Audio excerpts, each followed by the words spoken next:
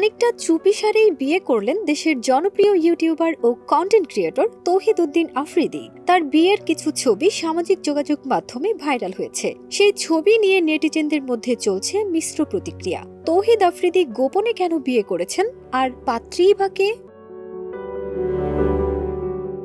12 November রাতে social মিডিয়ায় ছড়িয়ে পড়েছে তৌহিদ আফ্রিদির বিয়ের ছবি। শোনা যাচ্ছে তিনি বিয়ে করেছেন টিকটকার রাইসাকে। এতদিন রাইসার সঙ্গে প্রেমের সম্পর্কের কথা অস্বীকার করেছিলেন, তবে সেই রাইসার সঙ্গেই আফ্রিদির বিয়ের ছবিতে ছয়লাভ নেট দুনিয়া।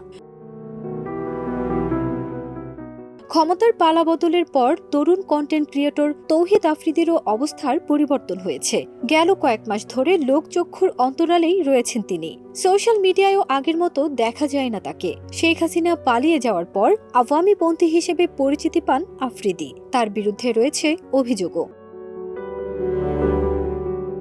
তবে এবার বিয়ে করে নতুন করে আলোচনায় উঠে এলেন এই তরুণ ইউটিউবার। সামাজিক মাধ্যমে যে ছবিগুলো ছড়িয়ে পড়েছে তা কবের বা কবে বিয়ে হয়েছে সেসবের সঠিক কোনো তথ্য পাওয়া যায়নি। এই ব্যাপারে তৌহিদ আফ্রিদির সঙ্গে যোগাযোগের চেষ্টা করলেও উত্তর পাওয়া যায়নি।